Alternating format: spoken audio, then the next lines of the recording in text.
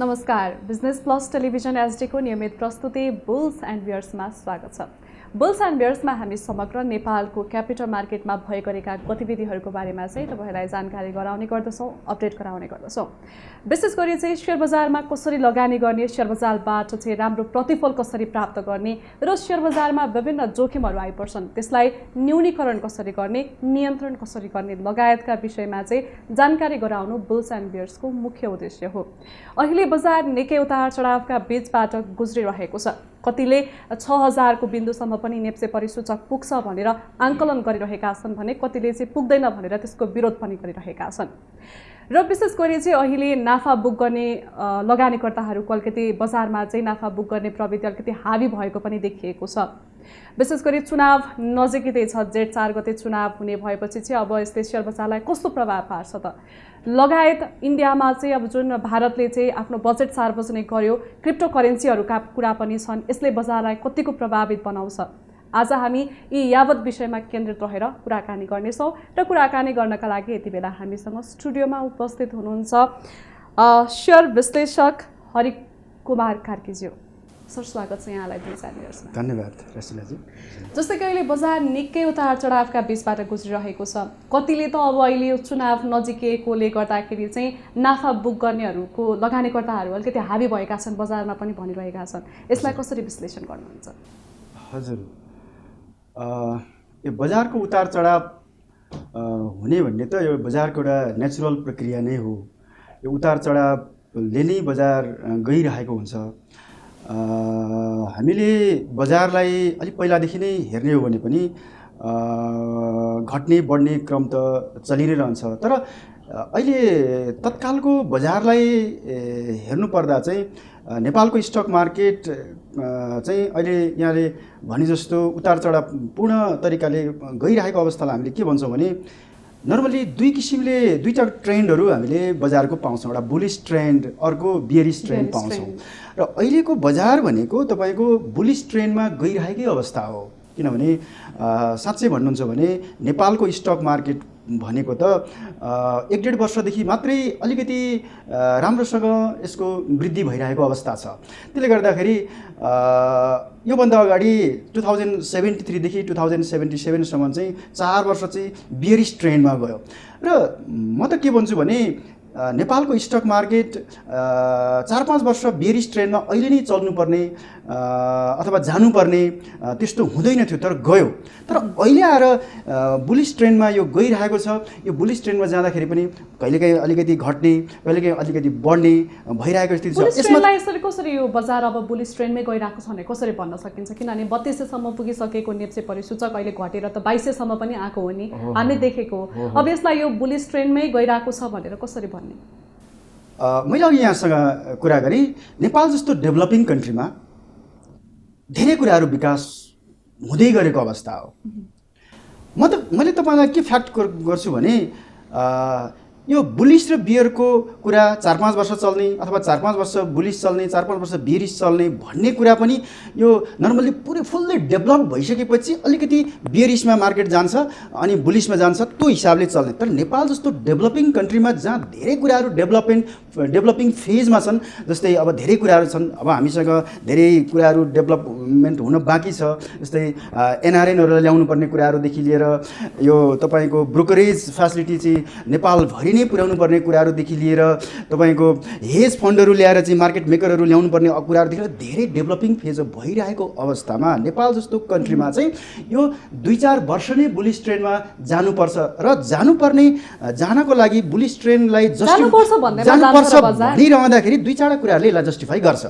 2-4 कुराहरूले केले जस्टिफाई गर्छ त भन्दाखेरि एउटा यो टोटल्ली इन्ट्रेस्ट रेटसँग जोडिन्छ। नेपालको लगानी भनेको, इन्भेस्टमेन्ट भनेको इन्ट्रेस्ट रेटसँग जोडिन्छ। इन्ट्रेस्ट रेट अथवा बजारको लिक्विडिटीसँग जोडिन्छ। अलिकति के भइरहेछ त भन्दा अहिले तत्काल चाहिँ अलिकति लिक्विडिटी क्रन्च हो कि जस्तो अथवा केही लिक्विडिटी क्रन्च भइपरिरहेको अवस्था हो। त्यसले गर्दा चाहिँ कतै बियरिश ट्रेन्डमा त जाँदैन, लगानीको वातावरण नभएपछि भन्ने कुरा छ नि। तर अहिलेको स्टक मार्केटलाई चाहिँ तपाईँको यो लिक्विडिटी क्रन्च भनेको नि सर्ट टर्म लिक्विडिटी क्रन्च हो, यो लङ टर्ममा हुँदैन। अब हामी यहाँले कुरा गर्दै हुनुहुन्थ्यो अघि सुरुमा पनि, अब नेपालमा चाहिँ इलेक्सन एकदमै चाँडै आउँदैछ, इलेक्सन एकदमै यो इलेक्सनको वर्ष नै हो अब आउने भनेको। सरकारले जेठ 4 गते चुनाव गर्ने तयारी गरिरहेछ। त्यो चाहिँ एउटा लोकल इलेक्सनको कुरा भयो, त्यसपछि अर्को सेन्ट्रल इलेक्सन, प्रतिनिधि सभाको पनि इलेक्सन हुँदै गइरहेछ। भनेपछि यो वर्ष धेरै पैसाहरू, फर्मल्ली पैसा, इन्फर्मल्ली पैसा, चुनावको बाद धेरै पैसा आइराख्दाखेरि यो लिक्विडिटी क्रन्च चाहिँ तपाईँको धेरै टाढा अथवा लामो समय रहँदैन। र अहिले पनि के भयो त भन्दाखेरि सरकारले केही राष्ट्र ब्याङ्कले अथवा अर्थ मन्त्रालयले 3-4 कुराहरू चाहिँ उसले तत्कालै लिक्विडिटीलाई चाहिँ मेन्टेन हुन त लिक्विडिटी यो क्रन्चको कुरा पनि तपाईँको सेन्ट्रल ब्याङ्कको केही अदूरदर्शी निर्णयले गर्दा लिक्विडिटी क्रन्च भएको थियो। जस्तै साउनमा मोनिटरी पोलिसी आउँदा अलिकति अदूरदर्शी निर्णय, मैले किन भनेको भने सिडी रेसियोलाई चाहिँ तपाईँ सिसिडी रेसियोलाई सिडी रेसियोमा चेन्ज गरियो, जसको कारणले 3 खरब रुपियाँ इनेक्टिभ भयो एकापट्टि। यही सिसिडी रेसियोको कुरा गर्नुभयो होइन, यसको बारेमा अलिकति विश्लेषण गरिदिनुहोस् न। यसले गर्दा पनि सेयर बजार कति प्रभावित भएको भनेर चाहिँ भनिरहेका छन् होइन, यसलाई अलिकति थोरै विश्लेषण गर्नुहोस्। यो कस्तो हुन्छ भन्नुहुन्छ भने नेपालको स्टक मार्केट चाहिँ तपाईँको यो ब्रोकरेजसँग मार्जिन ट्रेडिङको फेसिलिटी भएको स्थिति छैन अहिलेसम्म होइन। ब्रोकरको थ्रुबाट डिरेक्टली हामीले चाहिँ लोन पाउँदैन यो स्टक मार्केटले। अहिलेसम्म नै ब्याङ्कसँग नै के भन्छ टोटल्ली डिपेन्डेन्ट भइरहेको स्थिति हो। अब त्यसो भइरहँदाखेरि अब डिरेक्टली हामीले चाहिँ ब्याङ्कबाट लोन लिइराख्नुपर्ने अवस्था, अनि त्यसरी चाहिँ चलिरहेको थियो। तर सेन्ट्रल ब्याङ्कले तपाईँको साउनमा मोनिटरी पोलिसी लागू गर्दाखेरि उहाँहरूले के गरिदिनु भयो भन्दाखेरि सिसिडी रेसियो चाहिँ 85% ब्याङ्कहरूले लोन दिन पाउनुहुन्थ्यो। तर होइन, त्यसलाई चाहिँ हटाएर चाहिँ सिडी रेसियो 90% मात्रै पाउनुहुन्छ। तर सिडी रेसियो भनेको डिपोजिट र लोनको रेसियो मात्रै तपाईँहरूले चाहिँ हेर्नुहोस् है, त्यहाँ चाहिँ तपाईँको पेड अप क्यापिटल चाहिँ त्यसलाई एक्सक्लुड गर्नुहोस्। पेड अप क्यापिटललाई चाहिँ नमानिकन तपाईँले चाहिँ तपाईँको डिपोजिट र लोनको रेसियोबाट मात्रै मेन्टेन गरेर चाहिँ 90% मेन्टेन गर्नुहोस् भन्ने हिसाबले चाहिँ उहाँहरूले चाहिँ लन्च गरिदिनु भयो। त्यो भनेको 90%, जसले गर्दाखेरि चाहिँ ब्याङ्कहरूले आफ्नो पेड अप क्यापिटललाई चाहिँ लोन दिँदाखेरि त्यो रेसियोमा मेन्टेन गर्न पाउनु भएन, जसको कारणले त्यो सबैलाई हिसाब गर्ने भने 3 खरब रुपियाँ जति इनेक्टिभ भयो। पैसा ब्याङ्कसँग नभएको थिएन, तर सिस्टमले तपाईँको इनेक्टिभ देखाइदियो, उहाँहरूले दिन सक्नु भएन, जसको कारणले ब्याङ्क तपाईँको लिक्विडिटी अलिकति क्रन्चको अवस्था आयो। तर यी कुराहरू हुँदै आइसकेपछि अब यसका लागि विभिन्न अरू फ्याक्टर पनि थिए। त्यो मात्रै त फ्याक्टर होइन, अरू फ्याक्टरहरू तपाईँको बजेट फेरि रिभाइज भयो, नयाँ मिनिस्टरले फेरि बजेटलाई रिभाइज सरकार आयो, उहाँले रिभाइज गर्नुभयो। रिभाइज गर्दाखेरि तपाईँको भदौ असोज बित्यो, त्यो टाइम पिरियडसम्म सरकारले खर्च गर्न पाएन। खर्च नगर्दाखेरि अनि फेरि मन्त्रीमण्डल गठन पनि तपाईँको असोजमा मात्रै फुल्ली भयो र सबै मन्त्रालयमा खर्च गर्ने पनि कम, खर्च पनि गर्न पनि एकदमै राम्रोसँग नपाएको कारणले विकास खर्च पनि एकदमै राम्रो हुन पाएन। विकास खर्च राम्रो हुन हेर्नुहोस् न, आज 6 महिना बितिसक्यो, अहिले त्यति 15-16% हाराहारीमा विकास खर्च भइरहेछ। अर्थमन्त्रीले अब राम्रोसँग गर्नुपर्छ भन्न त भनिराख्नु भएको छ, तर भनिरहँदा पनि तपाईँको त्यो भइरहेको छैन। केही मात्रामा अलिकति सुधार भयो। तर पनि यी सबै कुरालाई हटाउँदै अथवा यी सबै कुरालाई तपाईँको गर्दै राष्ट्र ब्याङ्कले फेरि अहिले तत्कालै 3-4 कुराहरू त उहाँहरूले डिक्लेयर गरिदिनु भयो नि त। त्यो कुरा भनेको के त भन्दा, नम्बर 1मा उहाँहरूले चाहिँ लोकल लेभलमा जुन जाने 80% बजेट छ त्यो इनेक्टिभ हुन्थ्यो। पहिला त 50% त युज गर्न पाएको थियो, तर 30% पनि एक्टिभ गर्न पाउँछ है, चलायमान हुन पाउँछ है भन्नेपछि त्यो 1 खरब रुपियाँ त्यताबाट आयो, 1 खरब रुपियाँ त्यताबाट पनि आयो। र अर्को कुरा चाहिँ तपाईँको इम्पोर्टमा उहाँहरूले टाइट गरिदिनु भयो। इम्पोर्टमा टाइट गर्ने बित्तिकै तपाईँको 1 खरब रुपियाँ त्यताबाट पनि बाहिर लगानी नभइकन यतापट्टि आयो, बजारमै आयो होइन। अर्को कुरा, यता विकास खर्च पनि अलिकति तपाईँको 6-7 महिनादेखि अलिकति एग्रेसिभली हुन पनि थालेको छ होइन। अनि अरू कुरा, पुनर्कर्जा पनि सेन्ट्रल ब्याङ्कले चाहन्छन् 92 अरब रुपियाँ जति मार्केटमा लन्च दिनुभयो। यी सबै कुराले अलिकति लिक्विडिटीमा पनि के छ त राम्रो हुँदै गएको छ। भनेपछि त बुलिस मार्केटलाई त यसले सपोर्ट गर्दै गयो नि त। बुलिस मार्केटलाई पनि सहज हुँदै जाँदै अनि राम्रो हुँदै गयो। र अरू कुरा के छ भने, कहिलेकाहीँ नेताहरूको अथवा पोलिटिकल लिडरहरूको, पोलिसी मेकरको अलिकति कन्ट्राडिक्टरी कुराहरू पनि आउँछन्। नेताहरूको कुरा जस्तै कि तपाईँले जोड्न चाहनुभयो, पहिला जुन अभिव्यक्ति दिइरहेका छन् यो पुँजी बजारलाई लिएर, त्यसले पनि प्रभावित पार्यो। पार्यो होइन। त्यो त तपाईँको स्टक मार्केटलाई जस्तै यहाँले अघि कुरा गर्नुभएको थियो 3200बाट चाहिँ तपाईँको एकैचोटि 2200सम्म आएको स्थिति हो। एकैचोटि 1000 अङ्क घट्न त्यतिखेर चाहन्छन् 1.5 महिनामै नेपालको हिस्ट्रीमा तपाईँको 2073 देखि 2076 सालसम्म बेरिस मार्केट हुँदा पनि तपाईँको 1881बाट 1100 आउँदाखेरि 700 अङ्क मात्रै घटेको थियो। तर नेपालको हिस्ट्रीमा 1.5 महिनामै 1000 अङ्क चाहिँ तपाईँको घटेको नेपालको हिस्ट्रीमा पहिलोचोटि थियो। तर त्यसका लागि तपाईँको सिडी रेसियोलाई सिडी रेसियोमा कन्भर्ट गरेर मात्रै त्यो कुरा भएको थिएन। विभिन्न फ्याक्टरहरू यसमा तपाईँको जोडिए। भनौँ न राजनीतिक अस्थिरताका कारण हजुर जुन नेताहरूले अभिव्यक्ति दिने गरेका छन् पुँजी बजारको बारेमा, यी विविध कारणले चाहिँ पुँजी बजार प्रभावित भयो। होइन त्यो त प्रभावित हुन्छ नै। तपाईँको त्यो यो पुँजी बजार भनेको क्यापिटल मार्केट भनेको एकदमै सेन्सिटिभ मार्केट हो। यो एकदमै सेन्सिटिभ मार्केट हो र एकदमै चाहिने मार्केट हो, क्रुसियल मार्केट हो। यो नेपालको डेभलपमेन्टको लागि क्यापिटल मार्केट भनेको त्यो तपाईँको गन्तव्यमा पुग्नको लागि एउटा राम्रो औजार हो, जसले गर्दा हामी समृद्धि भन्छौँ। त्यो समृद्धिसम्म पुग्नको लागि क्यापिटल मार्केटको वेबाट होइन, क्यापिटल मार्केटको वेबाट भनेपछि धेरै अर्गनाइजेसनहरू पब्लिक लिमिटेडमा गएका छन् र उनीहरू चाहिँ मार्केटमा 240 भन्दा बढी कम्पनीहरू लिस्टेड भएका छन् हो। त्यसरी चाहिँ लिस्टेड गर्दै गएर चाहिँ क्यापिटल मार्केटको थ्रुबाट चाहिँ भोलि प्रस्पेरिटी आउने हो। प्रस्पेरिटी आउने एउटा एकदमै राम्रो टुल हो। यस्तो खालको प्रस्पेरिटी आउनको लागि राम्रो टुललाई कसैले पनि भनेको सर्वसाधारणले त छुट्टै कुरा भयो, तर पोलिसी मेकिङ लेभलमा बस्ने मान्छेहरूले कहिले पनि यसलाई चाहिँ नेगेटिभ रूपमा तपाईँको बोल्नु हुँदैन। यदि नेगेटिभ रूपमा बोल्यो भने के हुन्छ, यसले चाहिँ लगानीकर्तालाई सेयर घट्ला, स्टक मार्केट घट्ला भन्ने कुरा होइन हो। के त भन्दाखेरि त्यो बोलिदिनेको कारणले एज अ होल देशको विकासलाई असर गर्छ। किनभने यहाँलाई थाहा छ नेपालको स्टक मार्केट भनेको त इकोनोमीको ब्याकबोन भनेर त राज्यले डिफाइन गरेको छ नि, मिरर हो। यसले चाहिँ डिफाइन गर्यो तर त्यसको महत्त्व बुझेन, महत्त्व बुझेन पनि र बुझेर पनि बुझ पचाइरहेको स्थिति पनि छ। अरू कुरा मिरर पनि भनेको छ नि, नेपालको इकोनोमीलाई चाहिँ यसले रिफ्लेक्ट गर्छ है, कस्तो छ है भन्ने कुरा त नेपालको इकोनोमीलाई रिफ्लेक्ट गर्ने पनि यही स्टक मार्केट नै हो नि त होइन। जस्तै आज लिक्विडिटीको कुराहरू सल्भ गर्नु पर्यो हजुरको, सल्भ गर्नु पर्यो भने भोलि आइएमएफसँग वर्ल्ड ब्याङ्कसँग पैसा माग्नु पर्यो भने पनि पैसा माग्नु पर्यो, मलाई लोन दिनुहोस्, अथवा एफडिआई फरेन डाइरेक्ट इन्भेस्टमेन्ट नेपालमा ल्याउनु पर्यो भने पनि के को आधारमा ल्याउने त? आधार त चाहियो नि होइन। आज बाहिरबाट लोन ल्याउँछु, अथवा आइएमएफबाट लोन ल्याउने, वर्ल्ड ब्याङ्कबाट। हामी त एउटा डेभलपिङ कन्ट्री हो, हामीले त अरू देशको लगानीलाई पनि यहाँ ल्याउन पाउनु पर्यो एउटा कुरा।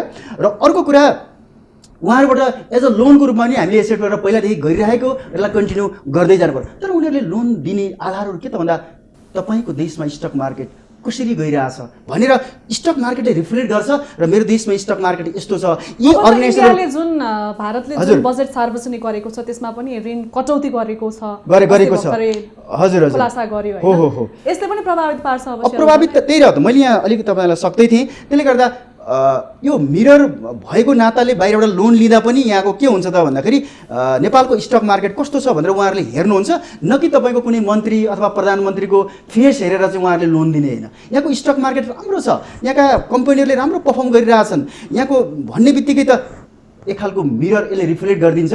अनि जसको कारणले आइएमएफले भोलि विश्वास गर्छ, वर्ल्ड ब्याङ्कले विश्वास गर्छ, त्यसपछि इन्डियाले विश्वास गर्छ, अथवा छिमेकी राष्ट्र चाइनाले विश्वास गर्छ, थर्ड कन्ट्रीले विश्वास गर्छ, अथवा जहाँबाट हामीलाई चाहिँ फरेन डाइरेक्ट इन्भेस्टमेन्ट आउँछ त्यहाँले एक्सेप्ट गरिदिनुहुन्छ। अनि गरेपछि हामी धेरै लगानी गर्न पाउँछौँ भनेको त त्यो पैसा आइसकेपछि हाम्रो लिक्विडिटी पनि अभाइलेबल हुन्छ। न कि आज ब्याङ्कहरूले हेर्नुहोस् न, तपाईँको सामान्य मान्छेलाई पनि अलिकति डिपोजिट ल्याउनुहोस् है, मेरो ब्याङ्कमा ल्याउनुहोस् है यसरी नै भनेर मात्रै यहाँको लोकल डिपोजिटले मात्रै त तपाईँको कसरी चाहिँ तपाईँको भोलि ब्याङ्कहरू चाहिँ एकदम सक्षम हुन्छ र लोन दिन सक्छ भनेपछि गभर्मेन्टले नै बाहिरबाट चाहिँ तपाईँको वर्ल्ड ब्याङ्कदेखि लिएर बाहिरबाट ल्याउनुपर्छ। र ल्याउनको लागि स्टक मार्केट एकदमै राम्रो टुल हुनसक्छ, जसको कारणले स्टक मार्केटको पर्फर्मेन्सको कारणले अरू व्यक्तिहरूले होइन, जस्तै हामीले एउटा लोन लिनु पऱ्यो भने तपाईँको जग्गा कति छ, तपाईँको घर कति छ भनेर कोल्याटर राख्छौँ नि। भनेपछि नेपालले त मन्त्री आफै कोल्याटर बसेर त हुँदैन। यहाँको इकोनोमी, यहाँको रिसोर्सेसहरू, हाम्रो स्किल म्यान पावरहरू कति छ, यी सबैलाई चाहिँ एज अ कोल्याटरको रूपमा त उसले त्यसरी हेरेर हुन्छ नि।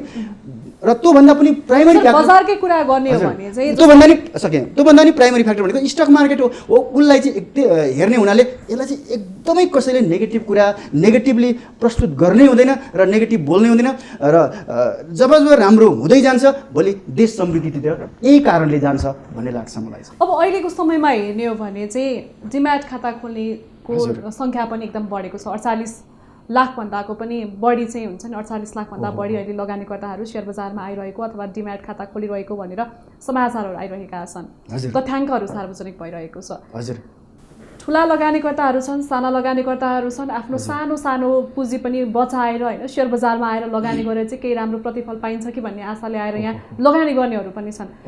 तपाईँले लगानी गर्नुभएको धेरै समय भइसक्यो, सेयर बजारमा समय व्यतीत गर्नुभएको लामो समय भइसक्यो, तपाईँलाई के लाग्छ अहिलेको बजार एकदम स्वच्छ तरिकाले चलिरहेको छ त? एकदमै सही कुरा गर्नुभयो। नेपालको स्टक मार्केटमा भर्खरैको डाटा हेर्ने हो भने 48 लाख लगानीकर्ताहरू नेपालमा आउनु भएको छ होइन। यो भनेको नेपालको राज्यले गौरव गर्नुपर्छ।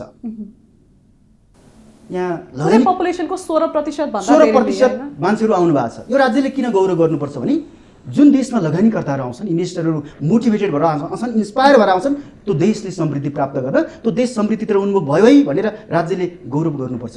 यसकारण पनि गौरव गर्नुपर्छ। 48 लाख मान्छेहरू आउनु भनेको एउटा घरमा एकजना मान्छे छ भने 1/5 त्यसले चाहिँ मल्टिप्लाई गर्ने हो भने तपाईँको 50 चौको 2 करोड मान्छेलाई यसले प्रभाव पार्छ। 2 करोड मान्छेहरू डिरेक्टली या इन्डिरेक्टली इन्भल्भ भइराख्नु भएको छ है भन्ने कुरा हो एउटा पार्ट। र अर्को पार्ट 48 लाख मान्छे अथवा 50 लाख मान्छे आएर 2 करोड मान्छेहरू चाहिँ यहाँ आउँदै हुनुहुन्छ भन्नुको अर्थ के हो भने उहाँहरू त आइपिओमा तपाईँको डिरेक्टली इन्भल्भ मार्केटमा हुनुहुन्छ, अथवा 48 लाखमा कसैको 2टा डिम्याट छ यताउति छ भने पनि तपाईँको 30-35 लाख मान्छे त डेफिनेटली हुनुहुन्छ। र अनलाइनमा 12-15 लाख मान्छे जोडिनु भएको छ अनलाइनमा, एउटा कुरा। अरू कुरा त्यो 30-35 लाख मान्छे भोलि उसले बेच्नु पऱ्यो, सेयर बेच्नु पऱ्यो भने सेकेन्डरी मार्केटमा उहाँहरू आउनुपर्छ भने चाहिँ 35-40 लाख मान्छे नै फेरि सेकेन्डरी मार्केटमा डेफिनेटली उहाँहरू नआए हुँदैन। अर्को मान्छेले बेचिदिएर त हुँदैन। त्यही व्यक्ति नै जसले चाहिँ डिम्याट खाता खोलेको छ, जो प्राइमरी मार्केटमा आएको छ, उसले सेकेन्डरी मार्केटमा त जानै पर्छ। अब हेर्नुहोस् 35-40 लाख मान्छे भनेको चान्सु 1.5 करोड मान्छे चाहिँ तपाईँको यसमा इन्डिरेक्टली या डिरेक्टली आबद्ध भइरहेको स्थिति हो। अब हेर्नुहोस् त्यो आउनु भनेको के हो त भन्दा कसैले आइपिओ हाल्नु भनेको, हाइड्रोमा आइपिओ हाल्नु भनेको उहाँको कारणले हाइड्रो बत्ती बल्यो। कसरी कन्ट्रिब्युसन भयो त इकोनोमीलाई भन्दा उहाँको कारणले बत्ती बल्यो। कसैले सिमेन्टमा लगानी गर्नुभयो भने उहाँको कारणले घर बन्यो। हाम्रो कुरा थियो स्वच्छ तरिकाले चलिरहेछ त बजार हो। बजार स्वच्छ तरिकाले चाहिँ तपाईँको चल्दैन। यो बजार स्पेकुलेसन हुन्छ, यो बजारमा भइरहेको छ, चलखेल हुन्छ। तपाईले मान्नुहुन्छ यो कुरालाई? चलखेल त तपाईँको संसारमा नै हुन्छ। चलखेल त स्पेकुलेटिभ मार्केट नै हो। बजार चलखेल हुन्छ, प्लेयरहरूले तपाईँको स्पेकुलेसन गर्छन्, तर नेपालमा चाहिँ अलिकति बढी नै चलखेल छ। बढी नै चलखेल कसरी छ त भन्दा पोलिसी लेभलदेखि लिएर तपाईँको तपाईँको ब्रोकर हाउसदेखि लिएर सबैमा अलिकति बढी चलखेल नै छ, जसको कारणले तपाईँको धेरै घट्ने थोरै बढ्ने यस्तो खालको यसलाई चाहिँ स्टेबल बनाउँदै यसलाई डेभलप गर्नको लागि चाहिँ यस्तो चलखेल चाहिँ अथवा तपाईँको यहाँ के कुराहरू नराम्रा कुराहरू छन्, चलखेल कहाँबाट भइरहेछन्, यो कुरालाई चाहिँ तपाईँको नियमन निकायले जसले गर्छ उहाँहरूले पनि यसलाई अलिकति हेर्नुपर्छ। र राम्रो गर्न आउँदै गरेको मान्छेहरूलाई 48 लाख मान्छेहरूलाई चाहिँ उहाँहरूलाई प्रमोट गर्दै जानुभयो भने भोलि 48 लाखमा 60 लाख हुनुहुन्छ। 60 लाखबाट किनभने तपाईँको माघ महिनामा मात्रै 4-5% मान्छे डिम्याटमा जोडिनु भएको छ, बढ्नु भएको छ भन्नु मतलब 1 महिनामा नै त्यसरी बढ्दै जानु हो भनेको त तपाईँको भोलि तपाईँको 1 वर्षसम्म त मान्छेहरू तपाईँको इभन तपाईँको प्राइमरी मार्केटमा मात्रै तपाईँको 80-90 लाख 1 करोड मान्छे हुने स्थिति रहेछ नि त। त्यो भनेको त राज्यले गौरव गर्नुपर्छ, राज्यले प्राइड फिल गर्नुपर्छ कि अब मेरो देशमा चाहिँ तपाईँको अब धेरै इलेक्ट्रिसिटी कर्पोरेसनहरू आउने भए, धेरै हाइड्रोहरू आउने भए, धेरै म्यानुफ्याक्चरिङ कम्पनीहरू आउने भए, धेरै टुथपेस्ट इन्डस्ट्रीहरू खोल्यो भने केही फरक नपर्ने रहेछ। किनभने यहाँलाई थाहा छ आज 48 लाख मान्छे आइपिओ हुनुहुन्छ, त्यो त जोइन भएको हुनुहुन्छ, उहाँले त आइपिओ हाल्नुहुन्छ, धेरैलाई पर्दैन, उहाँहरूलाई टेन्सन हुन्छ। टेन्सन हुनु भनेको राज्यले गौरव गर्नुपर्छ, किनभने उहाँ लगानी गर्न रेडी हुनुहुन्छ। किन एउटा कुरा यहाँलाई तपाईँलाई एउटा डेटा भने सरकारी निकायले भनेको त तपाईँको त्यो 15-20% मात्रै कभर गर्ने हो, बाँकी 80% त निजी क्षेत्रले कभर गर्ने हो नि। त्यो निजी क्षेत्रले कभर गर्छ। 80%ले चाहिँ जिडिपीलाई चाहिँ तपाईँको कन्ट्रिब्युट गरिरहेको हुन्छ भनिसकेपछि प्राइभेट सेक्टरलाई कसरी तपाईँको राम्रो गर्दै ल्याउने, प्राइभेट सेक्टरलाई राम्रो गर्दै जानको लागि कम्पनीहरूलाई चाहिँ पब्लिक लिमिटेड कम्पनीमा कसरी कन्भर्ट गर्ने, उनीहरूलाई कसरी लिस्टेड गर्दै जाने, उनीहरूलाई लिस्टेड गर्दै गयो भने के हुन्छ त, उनीहरूले राम्रो गर्दै गयो भने के हुन्छ त भन्दाखेरि यहाँलाई थाहा छ जस्तै एक किता सेयरको मूल्य कसैले चाहिँ पहिला पार भ्यालुमा 100 रुपियाँ थियो, अब 300 रुपियाँ भयो होइन। 10 वर्ष अगाडि 100 रुपियाँ थियो भने अहिले त 300 रुपियाँ, 500 रुपियाँ, 1000 रुपियाँ त हुनु पऱ्यो नि। कतिपय कम्पनीको त भएको छैन नि। हो, हुँदै गयो भने अर्को अन्टरप्रेनरले पनि, अर्को बिजनेसम्यानले पनि फेरि के गर्नुहुन्छ, अर्को यदि ब्याङ्क छ भने ब्याङ्क खोल्न मोटिभेट गर्नुहुन्छ, अथवा सिमेन्ट छ भने सिमेन्ट खोलिदिनुहुन्छ, जसको कारणले अझ आइपिओ हाल्ने मान्छेहरू मोटिभेट हुँदै जानुहुन्छ र देशमा इन्डस्ट्री ट्रेडहरू बढ्दै जान्छ, जसले चाहिँ समृद्धितिर लान्छ। त्यसले गर्दा जति पनि लगानीकर्ताहरू आउनुभएको छ उहाँहरूलाई राज्यले एकदमै स्वागत गर्नुपर्छ। उहाँहरूलाई चाहिँ के कुराले अभाव भइरहेछ, लिक्विडिटी क्रन्चको अवस्था छ भने त्यसलाई म्यानेज गर्दै जानु पर्यो। तपाईँहरू खालि राज्यलाई मात्र दोष दिनुहुन्छ, राज्यले यो गरेन त्यो गरेन भन्नुहुन्छ। लगानीकर्ता बीच नै पनि त एउटा आन्दोलन चलिरहेको छ नि त। एउटा लगानीकर्ताले अर्कोलाई आरोप लाउने, अर्कोले अर्कोलाई आरोप लाउने चलखेल हुन्छ भनेर तपाईँले आफैले स्वीकार गर्नुभयो। यस्तो अवस्थामा जो लगानीकर्ताहरू चाहिँ केही नबुझेर अर्थात् अरूको लैलैमा आउनु भएको छ, अथवा चाहिँ केही कमाउँछु म यो बजारबाट केही नाफा हासिल गर्छु भनेर आउनु भएको छ, उहाँहरूले चाहिँ त्यस्तो जोखिम चाहिँ कसरी न्यूनीकरण गरेर लगानी गर्ने र त्यो सेयर बजारबाट चाहिँ कसरी प्रतिफल राम्रो प्राप्त गर्ने त? एकदमै सही कुरा गर्नुभयो। राज्यलाई चाहिँ बढी फोकस किन गरिरहेको हुन्छ हामीले भने, किन गरिरहेको हुन्छ भने 50वटा ब्रोकरहरू अथवा यो स्टक मार्केट भनेको राज्यले खोलेको पसल हो, राज्यले नै खोलेको पसल हो। यो त्यहाँ पब्लिक लिमिटेड कम्पनीका लिस्टेड सेयरहरू छन्, तपाईँहरूले किन्नुहोस् र किन्यो भने चाहिँ राम्रो हुँदै जान्छ भनेर राज्यले खोलिदिएको हो। अब त्यो गरिसकेपछि त राज्यले त तपाईँको उहाँहरूलाई चाहिँ अवेर गर्दै जानु पऱ्यो नि इन्भेस्टरहरूलाई। हो, इन्भेस्टरहरू आउनु भएको छ, कसैले सर्ट टर्ममा बेच्नुहुन्छ, कसैले लङ टर्ममा बेच्नुहुन्छ। कतिपय इन्भेस्टरहरूलाई के पनि थाहा छैन भने मैले 10 किता किनेँ भने पनि म पनि ओनर हो र भन्ने उहाँहरूलाई तपाईँको क्वेसन मार्क लाग्न सक्छ। उहाँहरूलाई थाहा छैन, कतिपय इन्भेस्टरहरूलाई थाहा छैन, अरूको लैलैमा किन्नु भएको छ, कति बुझेर आयो कति नबुझेर त्यो बुझाउने काम त राज्यको हो नि।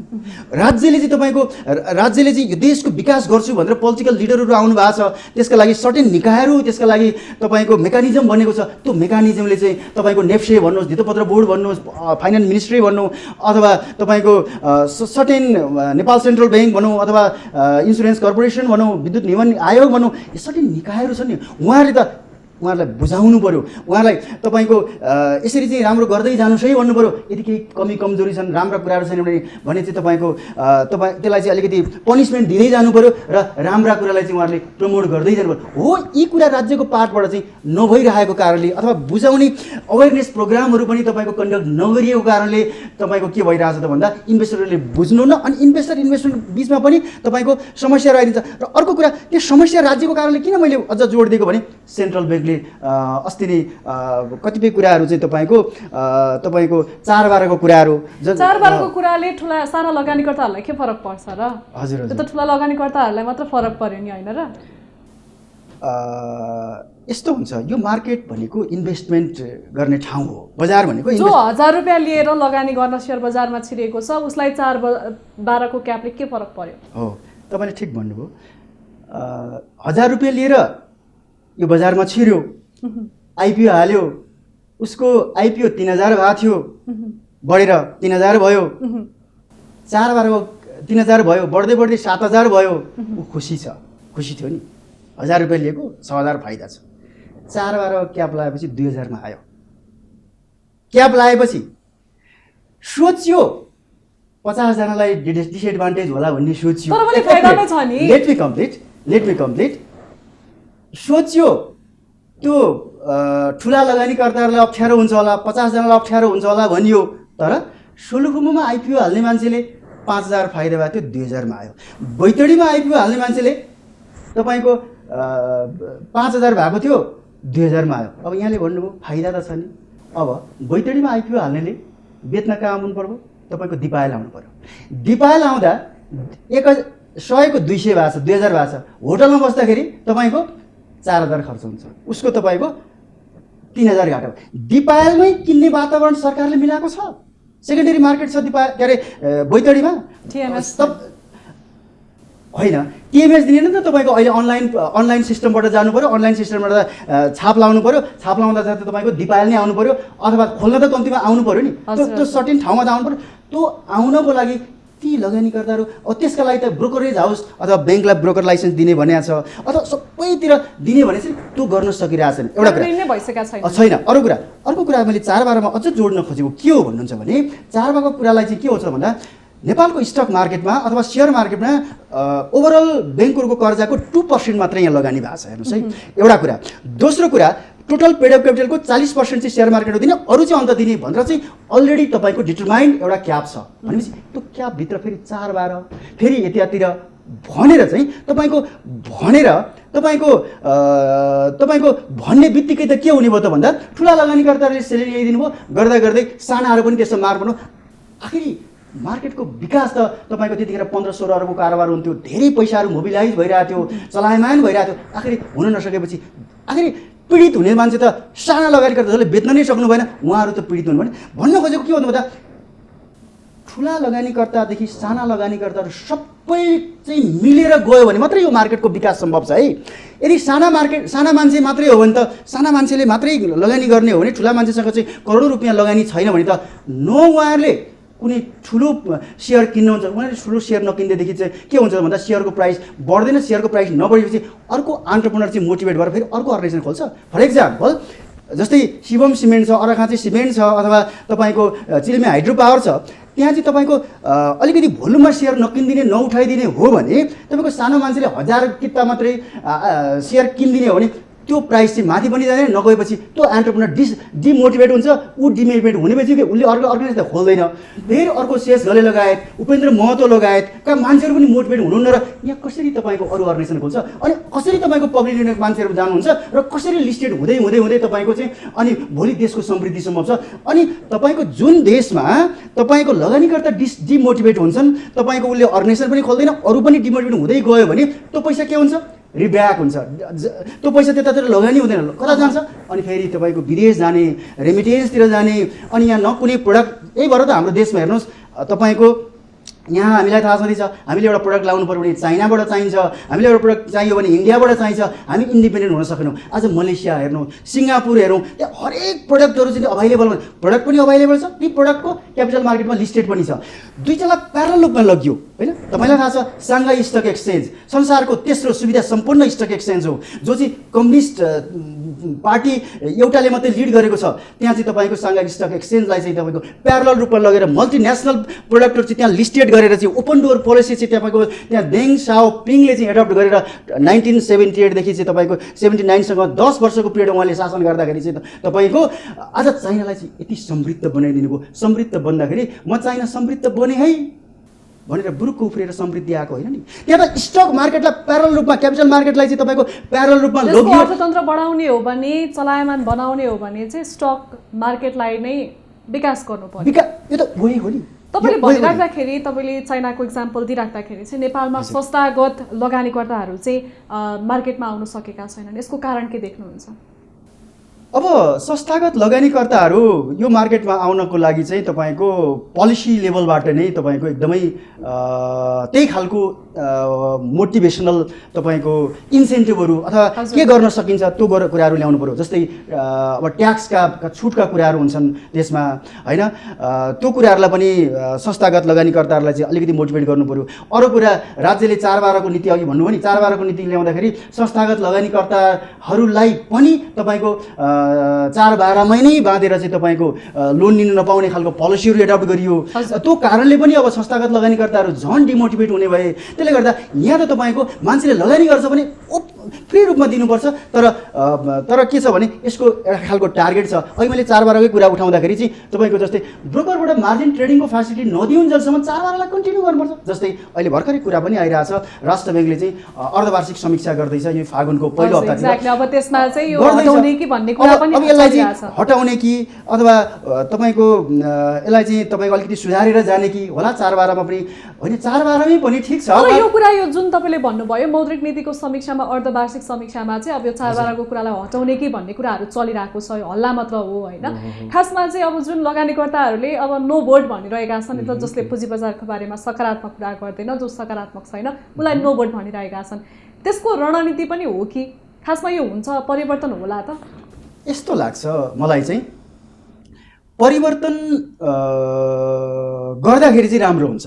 सेन्ट्रल ब्याङ्कले पनि परिवर्तन गर्ने भन्नेको अर्थ चाडबाडलाई उसले पुरै हटाउन नसक्ने अथवा त्यस्तो खालको कुनै उहाँहरूलाई चाहिँ के प्रब्लम छ भने पनि त्यसका सर्टेन केही कुराहरू छन् नि, जस्तै लोन लिएको मान्छेहरूले चाहिँ 2 वर्ष 3 वर्षसम्म पेमेन्ट गर्ने होइन, अथवा तपाईँको अहिले चाहिँ तपाईँ कसैले 2 अरब रुपियाँ लिनुभएको छ भने त्यसलाई चाहिँ 1.5 अरब यो टाइमसम्म, यति अरब चाहिँ यति टाइमसम्म पुर्याउने भनेर चाहिँ एक खालको टाइम पिरियडलाई गरिदिने अथवा संस्थागत लगानीकर्ताहरूलाई यो तपाईँको फ्रेमवर्कमा नराख्ने त्यस्तो खालको चाहिँ तपाईँको केही खुकुलो पोलिसीहरू उहाँहरूले ल्याउन सक्नुहुन्छ। म त भन्छु चाडबाडलाई नै हटाएर जाँदा पनि मैले भन्न खोजेको जस्तै कि जुन यो हल्ला आइरहेको छ नि अर्धवार्षिकमा चाहिँ, अब यो चाडबाडको क्यापलाई हटाउने भन्ने कुरा आएको छ, यो चाहिँ खासमा पुँजी बजारको सकारात्मकको लागि होइन अथवा सुधारको लागि चाहिँ होइन, चुनावमा भोट नपाइएला कि भन्ने डरले चाहिँ परिवर्तन गर्न लागेको भन्ने हल्ला आएको? अब त्यो त तपाईँले भने जस्तो अब चुनावमा भोट नपाइएला कि अथवा त्यो त एउटा कुरा के हुन्छ भन्नुहुन्छ भने लगानीकर्ताहरूलाई चाहिँ तपाईँको डिमोटिभेट गर्ने खालका कुनै पनि पोलिसीहरूले चाहिँ तपाईँको पोलिटिकल पार्टीहरूलाई चाहिँ अबको चुनावमा चाहिँ अप्ठ्यारै हुन्छ। किन हुन्छ भने पहिला जस्तो 1 लाख लगानीकर्ता, 50,000 लगानीकर्ता, 10,000 लगानीकर्ता होइन नि। तपाईँको पहिला के हुन्थ्यो, पोलिटिकल पार्टीले स्टक मार्केटलाई, क्यापिटल मार्केटका मान्छेहरूलाई पेलेर जाँदा पनि केही फरक पर्दैन, त्यही पेलेर गएको कारणले देश यो दरिद्रतामा गुज्रेको हो। तर आज के बुझ्नु पर्यो भने 48 लाख अघि हामीले भन्यौँ 1.5 करोड मान्छे उल्टिसकेको छ। अहिले तपाईँको फरक परिसकेको छ। स्टक मार्केटको मान्छेहरूलाई चाहिँ तपाईँको मोटिभेट गर्दै गयो भने भोट पाउनु नपाउनु सेकेन्डरी पार्ट हो, देशको विकास हुन्छ, कन्ट्री समृद्धितिर जान्छ। भोट उहाँहरूले पाउनु होला। मान्छेले कार्यकर्ता तपाईँको स्टक मार्केटमा लागेकै मान्छे छन् तर नेताहरूले नराम्रो गर्नुभयो तर उहाँको कार्यकर्तै हुनुहुन्छ भने भोट हाल्नु होला। तर भोट हालेर त्यो नेताले भोलि फेरि त्यही मान्छे आउनुभयो र उहाँहरूले नै फेरि तपाईँको त्यही खालको पोलिसी बनाउनु भयो भने फेरि स्टक मार्केटलाई त्यस्तै गरिदिनुहुन्छ अनि गरिदियो भने भोलि देशको विकास सम्भव छ त। त्यसले गर्दा देशको विकास गर्नको लागि पनि आज स्टक मार्केटलाई राम्रोसँग लानुपर्छ। यो होइन कि मैले भोट हालिनँ भने चाहिँ मैले चाहिँ स्टक मार्केटलाई राम्रो गरिनँ भने चाहिँ भोलि भोट पाउँदिनँ, यो होइन। स्टक मार्केटलाई राम्रो गरिनँ भने चाहिँ भोलि तपाईँको देशको समृद्धि असम्भव छ है। किनभने किन असम्भव छ भने उत्तर कोरियादेखि बाहेक संसारका 240वटा कन्ट्रीमा स्टक मार्केटलाई प्यारल डेभलप गरेर आज मलेसिया, सिङ्गापुर भएको छ। सिङ्गापुरको लिक्वानीले तपाईँको 22 वर्षसम्म अनवरत यो स्टक मार्केट र उसलाई तपाईँको अर्गनाइजेसनहरू चाहिँ खोलेर आज सिङ्गापुर बन्यो। मलेसिया त्यसरी नै माथि मर्मले लगेर चाहिँ तपाईँको बन्यो। आज कम्युनिस्ट राष्ट्र रसिया भन्नुहोस् अथवा भियतनाम भन्नुहोस् अथवा चाइना भनौँ, आज हङकङ भनौँ, स्टक एक्सचेन्ज संसारका लिडिङ स्टक एक्सचेन्जहरू जसले चाहिँ प्रोडक्ट साथै तपाईँको स्टक मार्केटलाई प्यारल रूपमा लगेर चाहिँ आज संसारका उन्नतशील राष्ट्रमा तपाईँको अपग्रेडेड भयो। तर नेपाल जहिले पनि यसरी गुज्रियो भने तपाईँलाई यहाँ थाहा छ आज नेताहरूले कहिल्यै तपाईँको हाउसमा हामीले विकास गर्न अब के गर्नुपर्छ भन्ने कहिल्यै समीक्षा भएको हामीले सुनेका छौँ? हामीले सुन्दैनौँ। हामीले के सुन्छौँ? उहाँहरूले झगडा गर्नुहुन्छ, यी मात्रै सुनेका छौँ। तर अबको तपाईँको पोलिटिकल पार्टीहरूले चाहिँ तपाईँको उहाँहरूको एजेन्डामा चाहिँ डेभलपमेन्ट र डेभलपमेन्टको लागि चाहिँ पुँजी बजार एउटा राम्रो टुल हुनसक्छ र त्यसलाई चाहिँ राम्रो गर्दै गयो भने स्टक मार्केटमा लागेको 48 लाख मान्छेलाई चाहिँ तपाईँको राम्रो गर्दै गयो भने डेफिनेटली पुँजी बजारको नि भविष्य राम्रो हुन्छ र स्टक मार्केटको नि भविष्य राम्रो हुन्छ र नेपालभरि चाहिँ तपाईँको प्रोडक्टहरू अभाइलेबल बनाउन सकिन्छ, जसले गर्दा चाहिँ भोलि समृद्धि प्राप्त हुन सक्छ भन्ने हिसाबले चाहिँ उहाँहरूले लिनुभयो भने डेफिनेटली उहाँहरू चाहिँ तपाईँको आउने त उहाँ नै हो, उहाँहरू नेताहरू हो, उहाँ नै नेताहरू आए पनि अलिकति स्लाइटली आफ्ना कुराहरूमा चाहिँ मोडिफाई गर्दै चेन्ज गर्दै आउनुभयो भने डेफिनेटली यो देशको विकास चाहिँ सम्भव छ। जस्तै कि तपाईँ त सेयर विश्लेषक हुनुहुन्छ होइन, तपाईँले धेरै लामो समय अगाडिदेखि चाहिँ यो बजारमा लगानी गर्दै आउनु भएको छ, यो बजारको प्रविधि तपाईँलाई थाहा छ होइन, तपाईँको एक्सपिरियन्सले के भन्छ अबको बजार कति बिन्दुसम्म पुग्ला? यस्तो छ, यहाँले भन्न खोज्नु भएको मैले बुझेँ। कसैले भन्छ यो एकदमै पिक हो, हजुर, कसैले भन्छ भर्खर स्टार्टिङ हो। तर म के भन्छु भने यो बजार कसैले के भन्छ भने यो त 100% बढिसक्यो, अब त यो त पिक पुग्यो भन्छ भने यसमा चाहिँ मेरो भनाइ के छ भने 1881 इन्डेक्सबाट जति माथि बढेको छ नि, आज तपाईँको 700-800 अङ्क माथि छ नि, त्यो बढ्दाखेरि दुईवटा किसिमले, दुई पार्टले बढेको छ। एउटा नयाँ कम्पनीहरू लिस्टेडबाट माथि पुग्यो, अर्को एक्जिस्टिङ कम्पनीहरूले पेड अफ क्यापिटल र उनीहरूले डिपोजिट बढाएर चाहिँ तपाईँको उसको मार्केट बढेको कारणले चाहिँ तपाईँको नयाँ कम्पनी प्लस एक्जिस्टिङ कम्पनीले डिपोजिट प्लस तपाईँको अरू कुराहरू चाहिँ मार्केट एक्सपान्सन गरेर चाहिँ यो मार्केट बढेको, न कि डिपोजिट पनि थिएन अनि नयाँ कम्पनी नआइकन तपाईँको 1881बाट एकैचोटि 2800-2900 पुगेको भए चाहिँ मार्केट 100% बढ्यो अथवा 70-80% बढ्यो भन्न मिल्थ्यो। तर तपाईँलाई थाहा छ तपाईँको 13-14वटा कम्पनी पहिला 1100 इन्डेक्स हुँदा बेरिस मार्केट हुँदा अझै तल छन्। कतिपय तपाईँको राम्रा बोनस दिने कम्पनीहरू पनि अझै तल छन् नि। हेर्नुहोस् न, त्यसले गर्दाखेरि म त के भन्छु भने यो 28-2900 इन्डेक्स भनेको एक खालको बेस हो। 28-2900 इन्डेक्स भनेको पहिलाको 1700 इन्डेक्स भन्नु र अहिले भन्नु इक्वल हो। किन मैले जस्टिफाई गरिसकेँ, किनभने नयाँ कम्पनी एकदमै लिस्टेड कम्पनीले र पुराना कम्पनीहरूको पेड अफ क्यापिटल डिपोजिट यी कारणले, जस्तै लाइफ इन्सुरेन्सको पेड अफ क्यापिटलहरू कहाँबाट कहाँ पुग्यो, ब्याङ्कको पेड अफ क्यापिटल कहाँ पुग्यो, हाइड्रोहरू कहाँ पुगे, नयाँ कम्पनीहरू कति आएर लिस्टेड भयो, जसको कारणले आज 2800-2900 पुग्यो। त्यसले गर्दा यो प्राइस भनेको इन्डिभिजुअल कम्पनीको उसमा हेर्ने हो भने एकदमै अझै कम हो। अझै यो 3000-3500 पुग्यो भने मात्रै 1700-1800 जस्टिफिएबल हुन्छ, इक्विभ्यालेन्ट हुन्छ। त्यसले गर्दाखेरि 2800 कसैलाई लाग्छ 2800-3000 पुगिसक्यो, अब त्यो त बुल होला, अब एकदमै तल आउँला फेरि तल। म त तपाईँको के भन्छु भने अमेरिका हेर्नुहोस्, इन्डिया हेरौँ, त्यहाँ तपाईँको 10औं वर्षदेखि होला 200-400 अङ्क करेक्सन आएको छ, तर बुलमा गएको छ नि, बढिरहेको छ, बजार बढिरहेको छ। युएसएमा 9-10 वर्षदेखि बुलमा गइरहेको छ नि। र अरू कुरा बुलमा जाँदाखेरि राम्रो हुँदाखेरि इन्डियाको प्राइम मिनिस्टर मोदीले झुन्झुनवाललाई तपाईँको कारणले इन्डिया बनेको छ भनेर खादा बढाएको होइन। तर नेपालमा चाहिँ तपाईँको लगानीकर्ताहरूले चाहिँ अलिकति राम्रो कमाए अथवा अलिकति राम्रो मार्केट बढ्यो भने देश समृद्ध हुन आँट्यो होइन। लगानीकर्ताले चाहिँ यिनीहरूले एक दुईजनाले कमाए भन्ने हिसाबले त्यहाँ स्पेकुलेटिभ अथवा अलिकति त्यही नेगेटिभ खालका पोलिसीहरू एडप्ट गर्ने प्रयास गरिन्छ। त्यो कदापि पनि कुनै पोलिसी मेकरले गर्नु हुँदैन, जसको कारणले देश समृद्ध हुन आँटिरहेछ। आज ठुला लगानीकर्तादेखि लिएर साना लगानीकर्ताहरू सबैको एकुमुलेसन, सबैको कम्बिनेसनबाट आज देश तपाईँको समृद्धि हुने हो। त्यसले गर्दा उहाँहरूलाई त इन्सपायर गर्नुपर्छ। जो आउनु भएको छ उहाँहरूलाई चाहिँ एकदमै हामीले भन्यौँ नि 48-50 लाख मान्छेहरू जो आउनु भएको छ नि, उहाँहरूलाई इन्सपायर गरिदिने बित्तिकै अरू मान्छे मोटिभेट हुनुहुन्छ। र त्यस्तो हुने बित्तिकै आज चलिरहेको एमसिसीको बारेमा म धेरै टिप्पणी त गर्न चाहन्न, तर के चाहिँ होइन भने एमसिसीको लागि जति पैसा हुन्छ नि त्यो आज लगानीकर्ताहरूले चाह्यो भने उहाँहरूले उठाउन सक्ने क्यापेबिलिटी त रहेछ नि त। किनभने त्यत्रो मान्छेहरू आज आएर भोलि कुनै हाइड्रो पावरको प्रोजेक्ट सरकारले लन्च गर्यो अथवा प्राइभेट सेक्टरले लन्च गर्यो भने त्यो 55 अरब रुपियाँ त उठाउन सक्ने त यो स्टक मार्केटका मान्छेहरूले देखाइसक्नु भयो नि। किनभने धेरै मान्छेले आइपिओ नपरेर टेन्सन हुनुको अर्थ भोलि उहाँहरू जस्तोसुकै तपाईँको लगानी राज्यले तपाईँको बजारमा लन्च गर्छ अथवा प्राइभेट सेक्टरले लन्च गर्छ भने लगानीकर्ताहरू, देशका लगानीकर्ताहरू, चाहे त्यो कुखुरा बेचेर होस्, चाहे त्यो पत्रकारिताको पैसा जम्मा गरेर होस्, चाहे त्यो तपाईँको लेक्चर गरेर होस्, त्यो पुँजी चाहिँ तपाईँको खाइ नखाइ पनि लगानीकर्ताहरू रेडी हुनुहुन्छ भने त तपाईँको भोलि ठुल्ठुला प्रोजेक्ट पनि यो देशमा सम्भव रहेछन्। जसको कारणले आज बत्ती बल्नेदेखि लिएर म्यानुफ्याक्चरिङदेखि लिएर तपाईँको सर्भिस सेक्टरदेखि सबै कुरा चाहिँ प्रोस्परसतिर जाने रहेछ, जसको कारणले देश समृद्धि हुने रहेछ भन्ने कुरा त इन्भेस्टरहरूको यो आज तपाईँको एग्रेसिभली तपाईँको ब्रोकर हाउसको लाइनले तपाईँको प्रमाणित गरिरहेको छैन। आज तपाईँको पुसबाट मागमा चाहिँ 5% चाहिँ एक महिनामा चाहिँ लगानीकर्ताहरू चाहिँ तपाईँको यता डिमेटराइजेसनमा जोडिँदै हुनुहुन्छ भन्नुको अर्थ अबको 5-7 महिनामा चाहिँ 1 करोड हुन्छ, जसको कारणले 2 करोड मान्छे चाहिँ इन्डिरेक्टली डिरेक्टली जोडिँदै हुनुहुन्छ भन्नुको अर्थ आज देशले चाहिँ समृद्धितिर गइरहेछ। उहाँहरूलाई इन्सपायर गर्दै जानुपर्छ, न कि उहाँहरूलाई डिमोटिभेट गर्दै जाने होइन। र राज्यले त्यसका लागि चाहिँ कसरी राम्रो गर्न सकिन्छ भन्ने पोलिसी अपनाउनु छ। त्यसका लागि लिक्विडिटीलाई सहज गराइदिने, त्यसका लागि चाहिँ तपाईँको इन्भेस्टरहरूलाई चाहिँ के कुरामा समस्याहरू छ, अवेरनेस प्रोग्राम छ भने अवेरनेस प्रोग्राममा एकदमै राम्रो गरिदिने। र अर्को पार्ट चाहिँ तपाईँको धितोपत्र बोर्ड भर्खरै यहाँ नेप्सीमा सिओ कृष्ण सर नियुक्त हुनुभएको छ। उहाँलाई म तपाईँको यो लोकप्रिय टेलिभिजन मार्फत एकदमै उहाँलाई बधाई दिन चाहन्छु र राम्रो काम गर्दै जानु होला भन्ने शुभकामना पनि दिन चाहन्छु। न कि पहिला जति मान्छेले राम्रो त गर्नुभयो, केही नराम्रो गर्नु भएको छैन पहिला जाने, तर त्योभन्दा राम्रो होइन कतिपय कुराहरूमा चुक्नु पनि भयो पहिलाका सिओहरू, तर त्योभन्दा राम्रो गर्दै जानुहोस् भन्ने शुभकामना पनि दिन चाहन्छु। र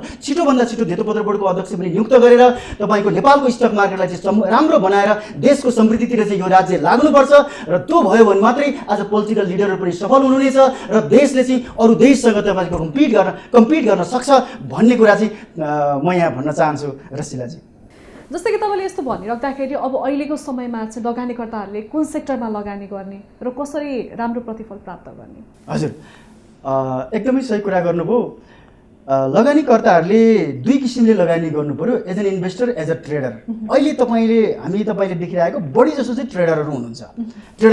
अघि पनि हामीले कुरा गऱ्यौँ, कतिपयलाई त यसले बोनस दिन्छ, यसले क्यास दिन्छ, म ओनर हुँ त्यसको भन्ने कुरा होइन। लगानीकर्ताले के बुझ्नु पर्यो भने यदि तपाईँको इन्भेस्टमेन्ट ब्याङ्कले चाहिँ 10% चाहिँ डिभिडेन्ड दियो भने त्यो 10 किता किन्नेले पनि 10% डिभिडेन्ड पाउँछ, 50,000 किता किन्नेले पनि पाउँछ, ऊ पनि ओनर हो, 50 किता किन्ने पनि ओनर हो, होइन? 10 किता किन्ने मान्छेले पनि इन्भेस्टमेन्ट ब्याङ्कको तपाईँको त्यहाँको म्यानेजमेन्टलाई इन्टरफेयर गर्न सक्ने क्यापेबिलिटी राख्छ है, होइन? ऊ पनि ओनर हो। त्यसले गर्दा तर त्यो भनेको चाहिँ 1 वर्षमा पाइन्छ, वर्षमा उसले डिक्लेयर गर्छ, त्यो चाहिँ as a cash dividend, as a bonus सेयरको रूपमा जाने हो। अब त्यो कुरालाई चाहिँ अन्डरस्ट्यान्डिङ गर्दै लगानीकर्ताहरूले अथवा तपाईँको ट्रेडरहरूले चाहिँ जानु पर्यो। र अहिलेको बेलामा चाहिँ यो भनेको अर्धवार्षिक पिरियड भयो, 6 महिनाको पिरियड भयो। अब तपाईँको पहिला बोनस दिएको, क्यास दिएको सबै त धेरै जसोको एडजस्ट भइसक्यो। इन्सुरेन्स सेक्टर चाहिँ तपाईँको धेरैको बोनसहरू दिन पनि बाँकी छ। त्यसले गर्दा अबको दिने भनेको अबको 6 महिना कुर्दा हुन्छ, होइन? पहिले तपाईँको अबको 6 महिनापछि त फेरि नयाँ कुराहरू, 6 महिनापछि त फेरि बोनस अथवा क्यासहरू के दिनुपर्ने पाउने कुराहरू पाइहालिन्छ। त्यसले गर्दा अहिलेको 6 महिनामा अर्को कुरा चाहिँ के भयो भन्दा यो माघमा अर्धवार्षिक समयमा रिपोर्टमा धेरैको रिपोर्ट त आइसक्यो नि त। अब कसको क्यापेबिलिटी कति रहेछ, कुन ब्याङ्कको कति, कुन इन्सुरेन्सको कति, अथवा कुन माइक्रो फाइनेन्सको कति, कुन हाइड्रो कति, कुन सिमेन्टको कति, अथवा कुन म्यानुफ्याक्चरिङ कम्पनी कति भन्ने कुरा त तपाईँको धेरै कुराको प्रुभ भइसक्यो। केही कुराको अब 2-4 दिनभित्रमा सबै रिपोर्टहरू 6 मन्थको क्वार्टरमा आइसक्छ। भनिसकेपछि त अब लगानीकर्ताहरूले चाहिँ तपाईँको निर्ढुक्क भएर चाहिँ तपाईँको छानी जस्ट कम्पनीहरू राम्रा हुनुहुन्छ। प्राइस 10-20 रुपियाँ तलमाथि भयो भनेको डजन्ट म्याटर, त्यसले धेरै म्याटर गर्दैन कम्पनी राम्रो छ कि छैन। हुन त फेरि यो हाम्रो नेपालमा स्पेकुलेटिभ मार्केट भएको हुनाले राम्रो कम्पनी छान्यो भने पनि नबढ्ने, अनि नराम्रो कम्पनी छान्यो भनेपछि बढ्ने। त्यसले गर्दा दुईवटा कुरा ध्यान दिनु पर्यो। अलिकति सप्लाई कम भएको पनि तिर पनि हामीले केही पर्सन चाहिँ हाम्रो लगानीको केही पर्सन गर्ने, त्यसमा चाहिँ तपाईँको त्यसले पनि अलिकति उसको क्यापिटल गेन। दुईवटा कुरा हुन्छ, तपाईँको लगानीकर्ताले दुईवटा कुरा पाउँछ। एउटा क्यापिटल गेन पाउने भयो, अर्को बोनस अथवा क्यास डिभिडेन्ड पाउने भयो। होइन म क्यापिटल गेन मात्रै लिन्छु, यसले बेचेर म बोनस क्यास लिन्न भन्यो भने अलिकति सप्लाई कम भएको कम्पनीहरू छानेर गर्नुभयो भने तपाईँको त्यसले बेटर हुने भयो एउटा पार्ट।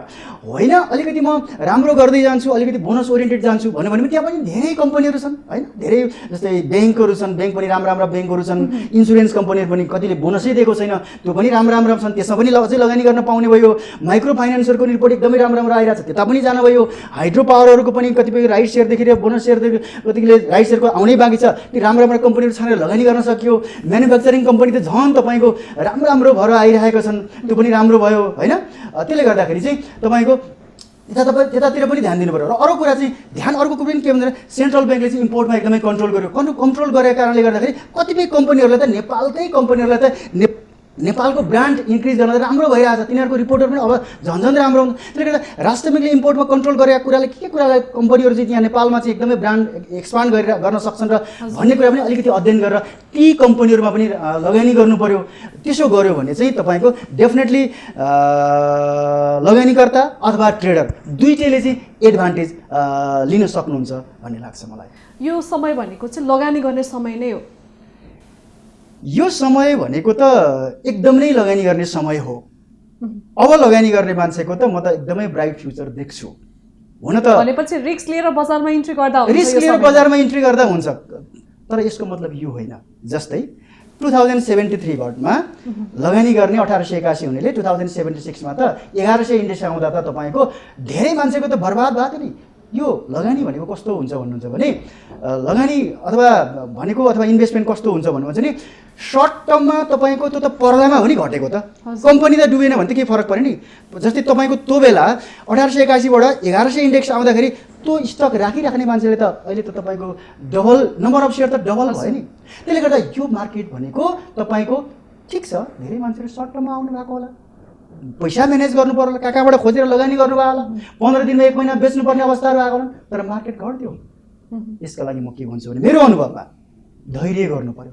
कम्तीमा 2-3 महिना तपाईको सर्ट टर्म कि लङ टर्म तपाईले के सजेस्ट गर्नुहुन्छ दुईटै 50% 60% पैसा लङ टर्मलाई 40% पैसा 10 लाख छ भने तपाईले 6 लाख इन्भेस्टमेन्ट गर्नुस् 4 लाख सर्ट टर्म गर्नुस् एउटा कुरा र अर्को पार्ट तपाईलाई मैले एउटा कुरा के कोट गरेँ भने यो स्टक मार्केटमा अहिले लगानी गर्ने टाइम हो किन हो भन्नुहुन्छ भने 1994 मा नेपाल बैंकको इस्टाब्लिस भइसकेपछि तपाईको त्यतिखेरबाट स्टक मार्केट चाहिँ सुरु भएको पाइन्छ र विधिवत रूपमा चाहिँ 2050 मा नेप्से र तपाईको सेभनको इस्टाब्लिस भइसकेपछि अहिलेको 28 वर्ष र त्यसलाई पनि जोड्ने हो भने 1994 मा कुलाई जोड्ने हो भने 84 वर्षको पिरियड भएछ हेर्नुहोस् स्टक मार्केट भएको लगानी कति भएछ भन्नुहुन्छ भने 6 खरब रुपैयाँ लगानी भएको रहेछ फेस भ्यालु प्राइमरी मार्केटमा को फेस भ्यालु हुन्छ नि लगानी 6 खरब भएको रहेछ अनि मार्केट क्यापिटलाइजेसन कति छ त भन्नुहुन्छ भने ती 35-36 खरब छ त्यो पनि प्रमोटर सेयरको 50% मा तपाईको मार्केटमा कारोबार हुनाले 50-60-70% कारोबार हुनाले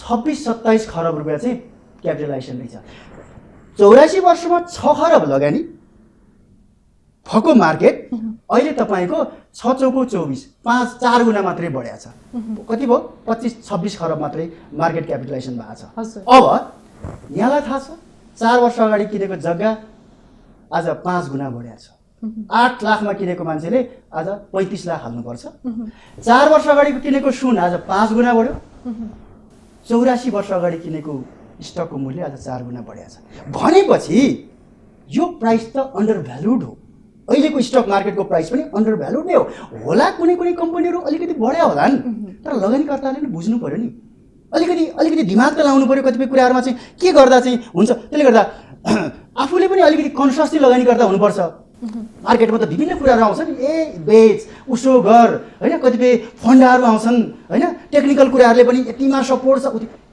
तपाईको यो मार्केटमा तपाईको सानो मार्केट हुनाले चाहिँ तपाईको अलिकति तपाईको बढी स्पेकुलेट भएको छ तर यो मार्केट विस्तार भयो अब सबै मान्छे अनलाइन 12-15 लाख मान्छे अनलाइन आउनु छ भोलि 25-30 लाख 50 लाख मान्छे आइसक्दाखेरि तपाईको त्यो यतिमा सपोर्ट उतिमा सपोर्टले पनि काम गर्नेवाला छैन अब तपाईले निर्ढुक्क भएर त्यो मार्केट चाहिँ तपाईको अहिले मैले भने 4 गुणा मात्रै 84 वर्षको पिरियडमा बढेको मार्केटलाई अझ धेरै कम्पनीहरु तपाईको मार्केटमा आउन बाँकी नै छ जस्तै तपाईको एनसेल आउन खोजिरहेछ रियल सेक्टरहरु ल्याउनु पर्छ र आउन खोजिरहेछन् जस्तै तपाईको डिसोमा आउन खोजिरहेछ लगायत तपाईको वाइवाई नुडल आउन खोजिरहेछ उहाँहरु आउन सकिरा छैनन् नि किन हो यही कुरा नै प्रब्लम छ आउन सकिरा छैन आउनेहरुको पनि तपाईको जस्तै सिभिल बैंकको प्राइस 12 वर्ष अगाडि खुलेको सिभिल बैंक आज 250-300 रुपैयाँ छ त्यतिखेर 100 रुपैयाँ थियो 300 रुपैयाँ छ 12 वर्ष अगाडि त नखोलिकन त्यो प्रमोटरले बैंकमा लगानी गर्नु भएको भए पनि त्यो 300 रुपैयाँ भन्दा बढी कमाउनु हुन्न थियो उहाँ डिमोटिभेट हुनु भएको भएन हेर्नुस् है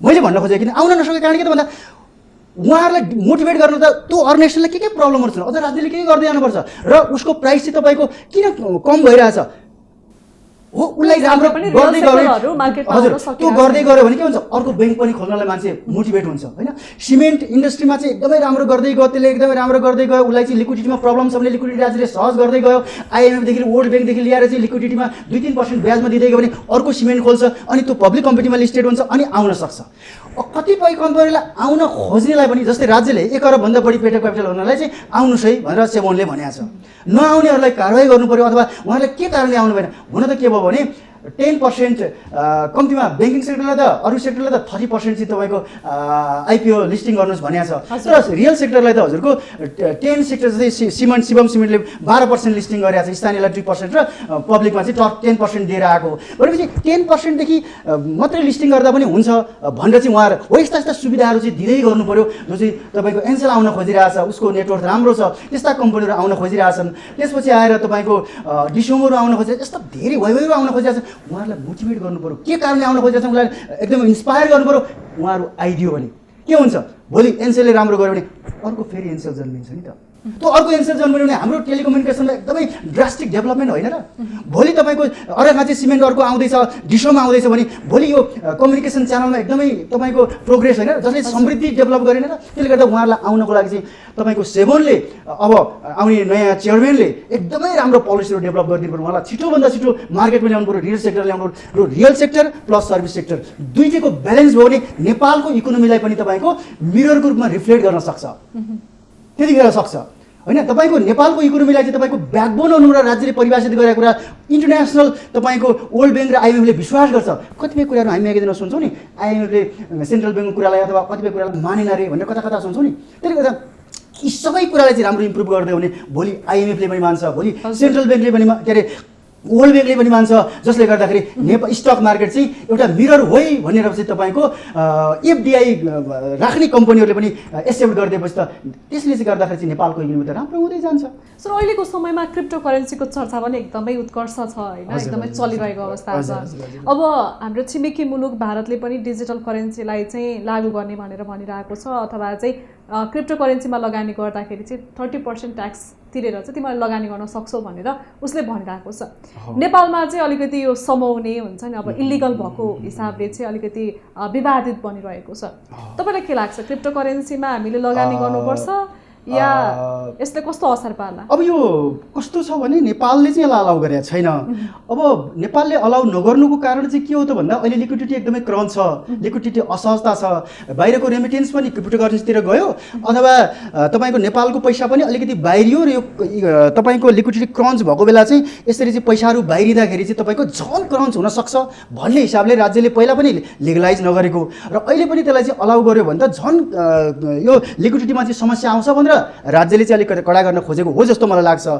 तर के हो त भन्दाखेरि यथार्थमा अब यहाँले भन्नुभयो इन्डियाको बजेटमा पनि 30% ट्याक्स तिरेर चाहिँ यसलाई चाहिँ लिगल हुन्छ भन्ने कुरा र इन्टरनेसनल उसमा पनि कतिपय कन्ट्रीले यसलाई लिगल गरेको छ। जस्तै कि नेपालमा इलिगल भए पनि त लगानी गर्नेहरू त छन् नि, कारोबार गर्नेहरू त छन् नि। अब कारोबार गर्ने भन्ने कुरा चाहिँ अब यस्तो हुन्छ, यो लिगल इलिगलको कुराले पनि कारोबार कसले गर्यो भन्ने कुरालाई त त्यो त सेकेन्डरी पार्ट भयो, गरिराख्नु भएको छ, गर्नु भएको छ। तर राज्यले त्यसलाई चाहिँ अलाउ गर्यो भने चाहिँ त्यो राम्रो हुने हो अनि मात्रै लगानी गर्दा राम्रो हुन्छ।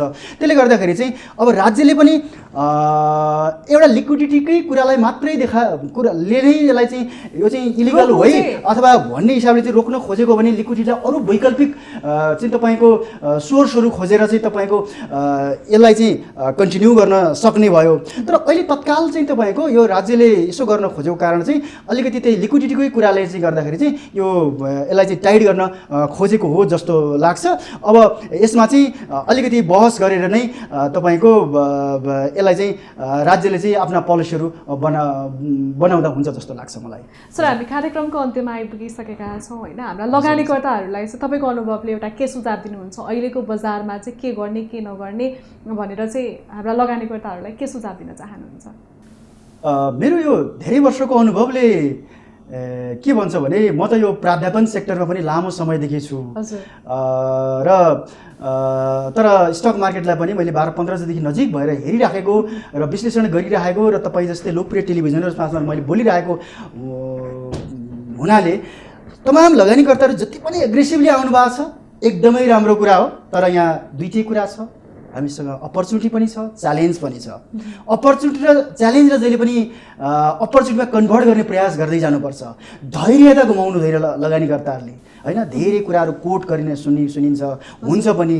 आज मैले सेयर किनेको टोपी लाग्यो म बर्बाद भएँ भन्ने कुरा 2 दिनमा 3 दिनमा 15 दिनमा नै तपाईँको त्यसलाई इभ्यालुएट गरिनु हुँदैन। मेरो भनाइ के हो भने कम्तीमा 1 महिना 1.5 महिना होला 15 दिनमै राम्रो गर्छु भने, किनभने यो बजार भनेको त डे टु डे ट्रान्जेक्सन गर्ने बजार हो। 5 दिनमै कमाउन पनि सकिन्छ, 5 दिनमै गुमाउन सकिन्छ। तर गुम्यो भनेर त्यसलाई टेन्सन लिनु हुँदैन। इनकेस गुम्न आँट्यो भने तपाईँको 15 दिन 1 महिनासम्म धैर्य गर्नुपर्छ, किनभने हामी जग्गा 4 वर्षसम्म राख्न सक्छौँ, सुनहरू 5 वर्षसम्म राख्न सक्छौँ। त्यसले गर्दा यसलाई पनि अलिकति धैर्य पेसेन्स चाहिँ एकदमै चाहिन्छ। एकदमै धैर्य गरेर चाहिँ तपाईँको लगानीकर्ताहरूले अगाडि जानुपर्छ र त्यसरी जानुभयो भने र लगानी गर्दा अर्को महत्त्वपूर्ण पार्ट दुईवटा कुरा, इन्भेस्टमेन्ट र ट्रेडिङलाई 50% जानु पर्यो होइन, त्यो गर्नु पर्यो र डाइभर्सिफाई गर्नु पर्यो। डाइभर्सिफाई पोर्टफोलियो डाइभर्सिफाई भनेको डिफ्रेन्ट सेक्टर छ हामीसँग त होइन, ब्याङ्किङ छ, इन्सुरेन्स छ, माइक्रो छ, हाइड्रो पावर छ, म्यानुफ्याक्चरिङ सेक्टर छ होइन, लगायत फाइनेन्स सेक्टर छ, डेभलपिङ। यी विभिन्न सेक्टरमा चाहिँ हरेक अलिकति पैसा छ, 20 लाख रुपियाँ छ भने सबैसँग डाइभर्सिफाई गरियो भने त राम्रो राम्रो कम्पनीहरू डाइभर्सिफाई गरेर गर्दा एउटा घट्यो भने अर्कोले कभर गर्न सक्छ। त्यसले गर्दा एग्रेसिभली लगानी गर्दै जानुहोस्। यो पनि राम्रै पर्सन हो। फेरि यो चुनावको इलेक्सनको बेलामा तपाईँको फर्मल्ली या इन्फर्मल्ली जस्तै 12 अरब रुपियाँ त राज्यले नै लगानी आउने चाहिन्छ भन्ने छ लोकल इलेक्सनलाई नै। अब त्यो त फर्मल कुरा। अब इन्फर्मल पैसाहरू पनि धेरै पैसाहरू आउन सक्छ। हुन त कसैले भन्छ होइन चुनावमा त सेयर बेचेर जान्छ, कसरी पहिलेकाहीँ घट्न सक्छ। होइन, चुनावको बेला कसैले बेच्न सक्नुहुन्छ, तर अहिले भनेको त यसबाटै कमाएर पनि त फेरि तपाईँको मार्केटमा लगानी गर्ने उहाँहरूले सोच्नु भएको हुनसक्छ। भनेपछि पैसाहरू त फेरि लगानीमा यही मार्केटमा आउँछ, किनभने चुनावमा त अझै 3-4 महिना बाँकी नै हुन्छ। त्यसले गर्दाखेरि फर्मल इन्फर्मल पैसाहरू एकदमै एग्रेसिभली आउँछ। राज्यले पनि खर्च गर्छ, व्यक्तिले पनि खर्च गर्छ। त्यो त लोकलमा भयो। फेरि सेन्ट्रल इलेक्सन तपाईँको फेरि मङ्सिरमा हुँदैछ। यो चुनावी वर्षमा नेपालको हिस्ट्रीमा सधैँ नै मार्केट बढेको स्थिति छ, मार्केट राम्रो भएको स्थिति छ। त्यसको दुईटा कारण, एउटा तपाईँको पैसा राम्रो फ्लो हुन्छ, ब्याज भोलि लिक्विडिटी सहज हुन्छ। तपाईँको जसो कारणले गर्दाखेरि लिक्विडिटी सहज हुने बित्तिकै ब्याज घट्न सक्छ। ब्याज घट्ने बित्तिकै यतापट्टि मार्केट राम्रो हुन्छ। यो एउटा स्टक मार्केटसँगको एकदमै रिलेसन हो एउटा कुरा। अरू कुरा चुनाव आउँदै गरेको कारणले नेताहरूले कहिले पनि नेगेटिभ बोल्नु न। अब यदि उहाँहरूलाई लागेको छ भनेपछि समग्रमा भन्नु पर्दाखेरि अब बजार पोजिटिभ नै हुन्छ। बजार पोजिटिभ लगानी गर्ने एकदमै राम्रो समय हो। हुन त स्पेकुलेट हुन सक्छ। केही खेलाडीहरू अथवा प्लेयरहरूले तपाईँको आफू बेचेपछि अलिकति घटाउन चाहने त्यो खालको रिस्क त भइ नै रहन्छ। तर त्यो रिस्कलाई त्यो पहिला जस्तो अब धेरै घट्ला, 200-400 अङ्कै घट्ला त्यस्तो हुँदैन। मार्केट चाहिँ डेफिनेटली अस्तिको जुन एउटा अल टाइम हाई छ, त्यो 3200 को हाई, त्यसलाई चाहिँ चाँडै नै ब्रेक गरेर स्टक मार्केट चाहिँ तपाईँको धेरै माथिसम्म 4000 5000 अथवा माथिसम्म जान सक्छ। जसका लागि चाहिँ तपाईँको त्यसलाई चाहिँ एकदमै जस्टिफिएबल फ्याक्टर भनेको नयाँ आइपिओहरू पनि आउने, नयाँ कम्पनीहरू पब्लिक लिएर आउने, जसको कारणले नै यसलाई सपोर्ट गर्दै जान्छ। र नेपालका पोलिटिकल लिडरहरू पनि अब पोजिटिभ हुँदै जानु भएको छ। एनआरएनदेखि लिएर हेज फन्डहरूलाई यहाँ लगानी गर्नको लागि चाहिँ मार्केट मेकरको रूपमा नयाँ आइराख्नु भएको छ होइन। र एफडिआईदेखि लिएर अरू अन्तबाट पनि पैसाहरू आइरहेको छ, जसले गर्दाखेरि लिक्विडिटी सहज हुँदै जान्छ। र अर्को पार्ट चाहिँ तपाईँको म्यानुफ्याक्चरिङ कम्पनीलाई पनि विदेशबाट डाइरेक्टली लोन लिन राष्ट्र ब्याङ्कसँग चाहिँ नगरिकन तपाईँको डाइरेक्टली पैसा तपाईँको लोन लिन सक्ने खालको राष्ट्र ब्याङ्कले चाहिँ एउटा पोलिसी, लिबरल पोलिसी एउटा गर्यो। त्यसले गर्दाखेरि नि लोनमा पनि अझ सुविधा हुन्छ, जसको कारणले चाहिँ अबको स्टक मार्केट लगानीकर्ताहरूको चाहिँ फ्युचर चाहिँ एकदमै ब्राइट देखेको छु। सर, समयको लागि धेरै धेरै धन्यवाद। हस् रसिलाजी, तपाईँलाई पनि मलाई यहाँसम्म बोलाएर तपाईँको लोकप्रिय टेलिभिजन मार्फत तमाम लगानीकर्ताहरूमाझ मेरा अनुभव र मेरा केही नलेजहरू चाहिँ सेयर गर्ने मौका दिनुभएकोमा तपाईँ लगायत तपाईँको एज अ होल टिमलाई धेरै धेरै धन्यवाद दिन चाहन्छु। Thank you so much. हस्, धन्यवाद। दर्शकबिन, आज हामीले पुँजी बजारको बारेमा विभिन्न विषयमा केन्द्रित रहेर शेयर विश्लेषक तथा लगानीकर्ता हरिकुमार कार्कीज्यूसँग कुराकानी गर्यौँ। भोलि यही समयमा आउने बाजा कथा साथ आजका लागि भने म बिदा चाहन्छु। हेर्दै रहनुहोला business plus television HD। Business plus, business first. नमस्ते।